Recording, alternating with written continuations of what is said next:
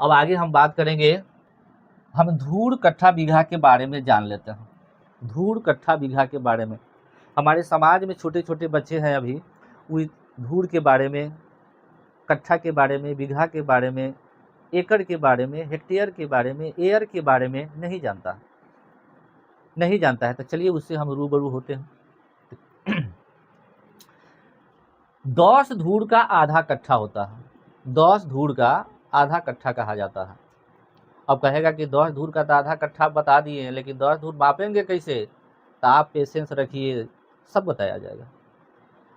10 धूर में कितना फीट होता है, कितना वर्ग फीट होता है, कितना गज होता है, वो सब बताया जाएगा टोटल। इसलिए थोड़ा सा पेशेंस रखिए, हड़बड़ाना नहीं है। हम जीरो लेवल से चल रहे हैं, जीरो से हमको हीरो बनना है। इसलिए पेशेंस बना के रखिए। चलिए 10 धूर का आधा कट्ठा, ये तो हम शब्दों में लिख दिए। कोई व्यक्ति लिख देगा कि आधा कट्ठा ये हुआ 1/2 कट्ठा, 1/2 कट्ठा, इसको आधा कट्ठा कहता है। लोग कहा कि नहीं, आधा कट्ठा इसे नहीं लिखाता है। तो कैसे लिखाता है? तो कोई कहेगा कि नहीं 0.5 कट्ठा, 0.5 कट्ठा। आप सोचो, दोनों बात एक है। कैसे एक है कि 1/2, अब बटा का मतलब क्या होता है? तो बटा का मतलब भाग। 1 में 2 से भाग करेंगे, 1 में 2 से भाग करेंगे तो भाग नहीं लगेगा, तो नहीं लगेगा तो यहाँ दशमलव बिठाएंगे। अब यहाँ जीरो बिठा देंगे तो क्या बढ़ते हुए कट जाएगा? 2 पचे 10, 2 पचे 10, 5 बार में कट गया, यानी 0.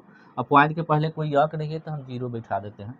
0.5 कट्ठा, 0.5 कट्ठा, यानी ई भी आधा कट्ठा है, और ऐसे अगर शब्दों में लिखते हैं तो ये भी आधा कट्ठा ही है। चाहे जैसे लिखल रहे, हमको भटकना नहीं है कि नहीं?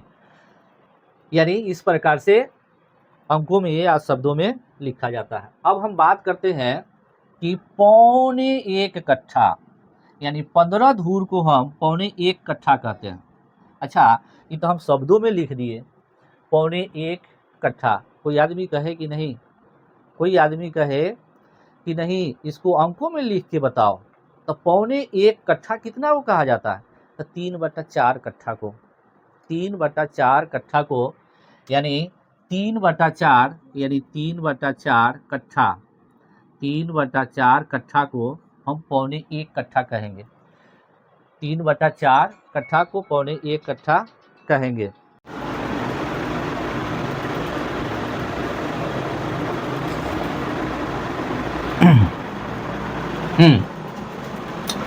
तो 15 धूर बराबर 1.25, 15 धूर को 1.25 कट्ठा कहा जाता है। तो हम तो यहाँ शब्दों में लिख दिए। अगर कोई व्यक्ति कहे कि नहीं इसको अंकों में लिख के बताओ, कैसे लिखेगा? तो 15 धूर या 1.25 कट्ठा को अंकों में हम ऐसे लिखेंगे 3/4 कट्ठा। 3/4 कट्ठा का मतलब हुआ कि अगर इसको हम डिवाइड करते हैं, 3 में अगर 4 से भाग कर देते हैं, 3 में 4 से भाग करेंगे तो ये 3 है और ये 4 है, भाग नहीं लगेगा। तो हम यहाँ दशमलव बैठाएंगे, तब यहाँ जीरो बैठ जाएगा, तभी कितना हो गया? 30। तो 7 चौक 28, 7 चौक 28, 7 चौक 28 जी, 1 दहाई 10, 10 में से 8 घटा 2, ये बच गया 2, 2 में से 2 घट गया कट। अब यहाँ पॉइंट है तो एक जीरो हम बैठा सकते हैं। अभी कितना हो गया? 20। तो 4 पचे 20, 5 बार में, 4 पचे 20, 5 बार में कट जाएगा, 5 बार में कट जाएगा। अब इससे हम क्या सीखें कि 1.25 कट्ठा को 3/4 कट्ठा भी लिखा जा सकता है और 0.75 कट्ठा भी लिखा जा सकता है, 75 कट्ठा भी लिखा जा सकता है। तो ये भी सही है, ये भी सही है और ये भी सही है, सब सही है। चलिए अब आगे बात करते हैं कि 20 धूर का 1 कट्ठा होता है। 20 धूर का 1 कट्ठा होता है। जैसे अब पैसा की बात कर लेते हैं कि 1 रुपया में 100 पैसे होते हैं। तो 25 पैसा को हम 4 आना कहते हैं, 50 पैसा को हम 8 आना कहते हैं, माने आधा रुपया, 1/2 रुपया या 0.5 रुपया। और 12 आना यानी 12 आना कितना को कहते हैं, तो 75 पैसा को कहते हैं। और 16 आना कितना को कहते हैं, तो 100 पैसा को। 4 आना, 8 आना, 12 आना, 16 आना। तो 16 आना का मतलब 1 रुपया हुआ, 100 पैसे हुआ। अभी 20 धूर का आधा कितना होगा, 10 धूर। तो 10 धूर को हम आधा कट्ठा कहते हैं, माने 20 धूर का 1 कट्ठा हुआ तो 10 धूर का आधा कट्ठा होगा। अब 15 धूर का कितना होगा, तो 1.25 कट्ठा होगा। अब आगे बात करते हैं, इसको थोड़ा हम उल्टा भी पढ़ेंगे, है कि नहीं। उल्टा सीधा दोनों एक समान है। कोई आदमी पूछेगा कि बताओ 20 धूर का कितना कट्ठा होता है, तो 20 धूर का कितना कट्ठा होता है, तो हम बताएंगे कि 1 कट्ठा होता है। अब कोई आदमी पूछ देगा कि नहीं 1 कट्ठा में बताओ कितना धूर होता है, तो हम फिर बोलेंगे कि 1 कट्ठा में 20 धूर होता है।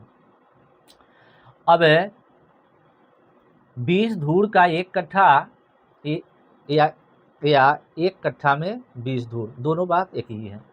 अब 20 कट्ठा का 1 बीघा होता है, 20 कट्ठा को 1 बीघा कहते हैं। अगर कहा जाए कि बताओ धूर में कितना हुआ, तो 1 कट्ठा में 20 धूर, तो 20 कट्ठा में कितना धूर, तो 20 में 20 से गुना करेंगे, 20 20 है 400 धूर, 400 धूर होगा।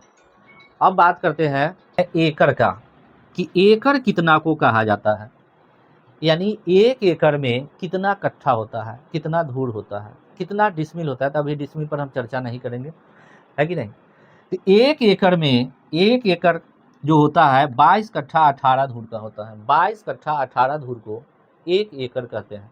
अब आप कहेंगे कि आप डिसमिल में बता दो, तब ठहरिए, थोड़ा इंतजार कीजिए, है ना। यानी 22 कट्ठा 18 धूर को 1 एकड़ कहा जाता है। यानी अब कहे कि 1 एकड़ में कितना कट्ठा हुआ, तो 22 कट्ठा 18 धूर तो हम शब्दों में लिख दिए, लेकिन कहीं कहीं किसी दस्तावेज पर लिखा रहता है 22.9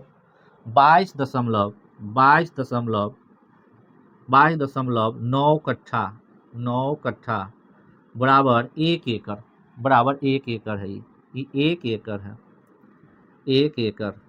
अब इसको समझना, तब गौर से समझना है। दशमलव के पहले तो ये पूर्ण अंक है 22 पूर्ण अंक है, तो ये तो पूरे के पूरे 22 कट्ठा है, ये पूरे के पूरे 22 कट्ठा है, ये 22 कट्ठा है। अच्छा, ये बच गया 0.9 कट्ठा, 0.9 कट्ठा। ये पूर्ण अंक नहीं है, पूरा अंक नहीं है। दशमलव के बाद का जो अंक होता है वह 1 से छोटा होता है, तो ये पूर्ण अंक नहीं है। तो ऐसा करते हैं 0.9 और 0.9 को ज्यों कहते हैं उतार देते हैं और गुने, यहाँ पर कोई माने किसी चीज़ का चिन्ह नहीं है तो गुना देते हैं। अब पूछते हैं कि कट्ठा जो होता है कितना धूर का होता है, तो कट्ठा जो होता है 1 कट्ठा में 1 छुपा हुआ रहता है। कोई आदमी कहेगा कि कट्ठा कितना का होता है, तो उसका पूछने का भाव है कि 1 कट्ठा में कितना धूर हुआ, एक साइलेंट है यहाँ पर।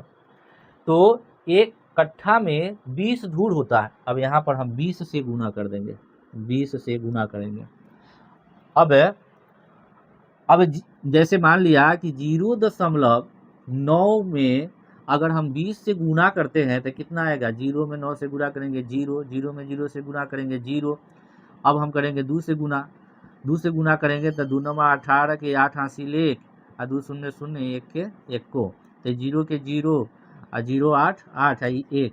इसमें दशमलव के बाद 1 अंक है, दशमलव के बाद 1 अंक है, तो इधर में दशमलव के बाद हम एक अंक के बाद दशमलव बैठा देंगे। और दशमलव के बाद 0 का कोई वैल्यू नहीं होता है, यानी 18 धूर हो गया। ये क्या हो गया, 18 धूर, क्योंकि 20 धूर से हम गुना किए थे, 20 धूर से गुना किए हैं ना, यहाँ 20 धूर है, 20 धूर से गुना किए तो क्या आया, 18 धूर आ गया, 18 धूर आ गया।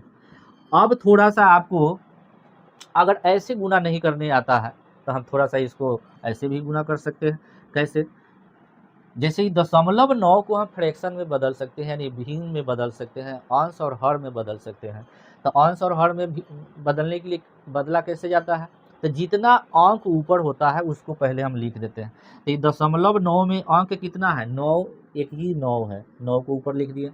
दशमलव को 1 मान लिया जाता है। आई दशमलव के बाद कितना अंक है, एक अंक है, तो यहाँ पर 1 शून्य दे देंगे। अब ये गुना है तो गुना का चिन्ह दे देंगे। और ये 20 धूर है तो 20 धूर लिख दिए यहाँ पर, 20 धूर।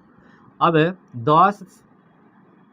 10 से 20 कट गया, क्या मरतबे, 2 मरतबे, तो 9 और 2 में गुना कर दिए, कितना हो गया, 9 दूनी 18 धूर, 9 दूनी 18 धूर। तो आप ऐसे में गुना करके देख लो, चाहे ऐसे करके देख लो, दोनों बात सेम है, दोनों बात सेम है, चाहे जैसे गुना करो। चलिए अब आगे बात करते हैं हम, आगे हम बात करते हैं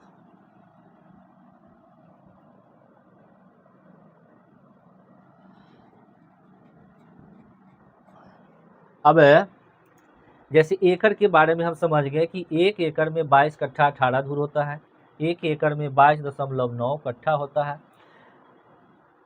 और इसी का कैलकुलेशन यहाँ पर है। चलिए अब आगे बात करते हैं, 1 एकड़ कितना डिसमिल का होता है, तो 100 डिसमिल का 1 एकड़ होता है, यानी 100 डिसमिल का 1 एकड़ हुआ। अब अभी हम थोड़ा देर पहले बताए कि 1 एकड़ में 22 कट्ठा 18 धूर हुआ।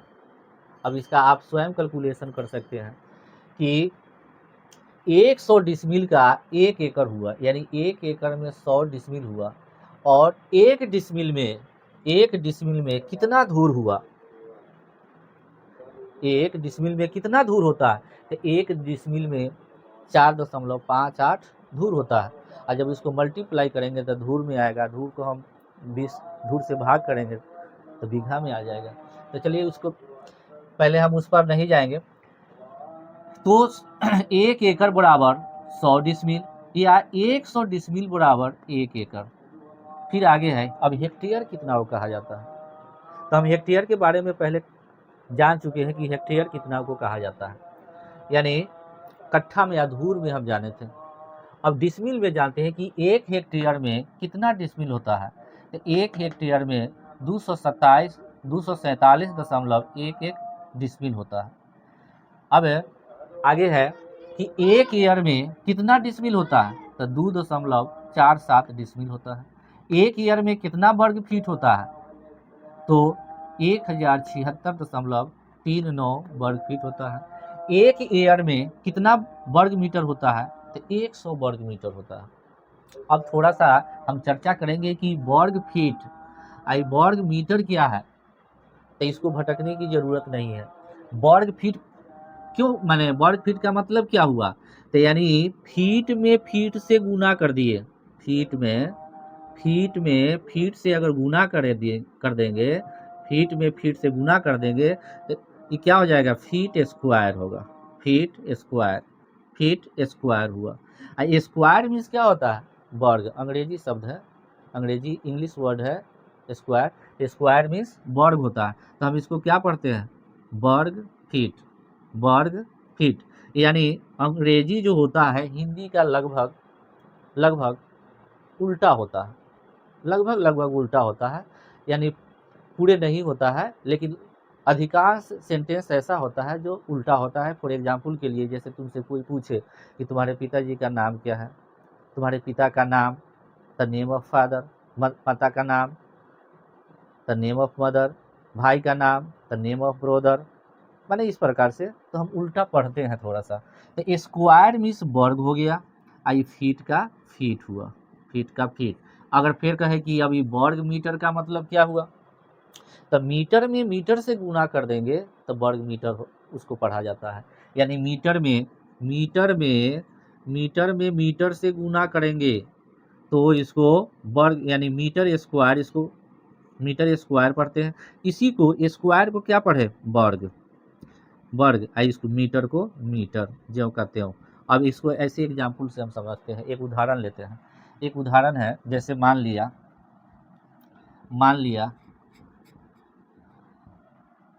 लिया कि यह एक आयताकार भूखंड है, यह एक आयताकार भूखंड है। भूखंड का मतलब भूमि का एक छोटा टुकड़ा है, तो जिसका लंबाई मान लिया कि यहाँ पर मान लिया कि 50 मीटर है, और इसका चौड़ाई जो है मान लिया कि 15 मीटर है, 15 मीटर है। अब इसका क्षेत्रफल निकालना है, एरिया निकालना है, तो हम एरिया कैसे निकालेंगे, यानी क्षेत्रफल बराबर कौन चीज़, तो क्षेत्रफल बराबर लंबाई गुने चौड़ाई, लंबाई गुने चौड़ाई होता है। अब एक बात देखिए, लंबाई कितना 50 मीटर, लंबाई कितना 50 मीटर, और चौड़ाई कितना तो 15 मीटर, 15 मीटर। अब 50 में 15 से गुना करेंगे तब 15 पचे 75, 15 पचे 75, एक शून्य है, जीरो बैठा दिए, यानी 750 आ गया। अब यहाँ पर हम अंक को तो गुना कर लिए दोनों को, 15 में 50 से गुना किए 750 आया, लेकिन ये मीटर और मीटर में गुना नहीं किए। तो मीटर और मीटर में गुना करेंगे तो मीटर स्क्वायर होगा, यहाँ लिखेंगे मीटर स्क्वायर, मीटर स्क्वायर। इसी को कहा जाता है वर्ग मीटर, है ना। इसको हम अथवा में लिख सकते हैं, अथवा, अथवा लिखा जाएगा 750, 750 वर्ग मीटर, 750 वर्ग मीटर, 750। कभी कभी हम कैलकुलेशन करते हैं तो हम अंक का गुणन कर लेते हैं, जोड़ घटाव सब कुछ कर लेते हैं, लेकिन इसकी मात्रक जो होता है, यूनिट होता है, उसको हम नहीं लिखते हैं। तो कभी कभी कोई कोई व्यक्ति जो समझदार होंगे तो आपका कैलकुलेशन सही रहेगा, और यदि आपने यूनिट नहीं लिखा तो उसको गलत बना देगा, कहेगा कि गलत हो गया, है कि नहीं। अब आगे हम बात करते हैं, 1 हेक्टेयर में 56 कट्ठा 11 धूर होता है, 1 हेक्टेयर में 56 कट्ठा 11 धूर होता है। हम डिसमिल के बारे में जान चुके हैं कि 1 हेक्टेयर में 247.11 डिसमिल होता है। अब आप थोड़ा सा कैलकुलेशन करके देख लीजिए, अब कैलकुलेशन कर लेते हैं कि 56 यानी 1 हेक्टेयर में 247.11 डिसमिल है, तो इसको हम वास्तव में ही 56 कट्ठा 18 धूर है कि नहीं, हम चेक कैसे करेंगे। तो थोड़ा सा इसको मिटाते हैं, चलिए। अब हम एक बात जानते हैं, यहाँ पर जो घेरा हुआ चीज़ है ना, ये इम्पोर्टेंट चीज़ है, ये आपको याद होना चाहिए, बहुत इम्पोर्टेंट है। ये सब चीज़, ये सब जो बना है यही सबसे बना है। आपको ये सब माने कि पूरे के पूरे रटने की ज़रूरत नहीं है, 2-4 चीज़ ही, जैसे में ये याद रहना चाहिए आपको कि 1 डिसमिल में कितना धूर हुआ, तो 1 डिसमिल में 4.58 धूर होता है। अब 1 डिसमिल का हमको वैल्यू जब मालूम है तो कहेगा कि 1 डिसमिल में जब इतना धूर हुआ तो 247 डिसमिल में कितना होगा, तो सिंपल बात है, गुना कर देंगे, और गुना कर देंगे तो धूर में आएगा, और फिर धूर में आएगा तो उसको हम फिर कट्ठा में बदल सकते हैं 20 से भाग करके, है कि नहीं। अब तो 1 डिसमिल का मान 4.58 धूर होता है। अब या इसको उल्टा हम पढ़े कि 4.58 धूर का में कितना डिसमिल था, 1 डिसमिल। तो अब बताइए कि 1 धूर में, यानी 4.58 धूर को सामान्यतः लोग 4.5 पढ़ते हैं, है कि नहीं, लेकिन 4.5 होता है 4.5, 4.5, 4.50 को ही 4.5 पढ़ा जाता है, लेकिन यह 50 नहीं है, 58 है। तो 1 डिसमिल बराबर 4.58 धूर होता है, यानी 1 डिसमिल में इतना धूर हुआ, तो 1 धूर में कितना डिसमिल होगा, 1 धूर में कितना डिसमिल होगा, तो 1 धूर में 0.218 डिसमिल होता है। अब ये भी ये कहाँ से आया, तो सोचिए, अब थोड़ा सा दिमाग लगाने की ज़रूरत है, क्या उल्टा पढ़ते हैं। अब इसको उल्टा पढ़ेंगे कि चूंकि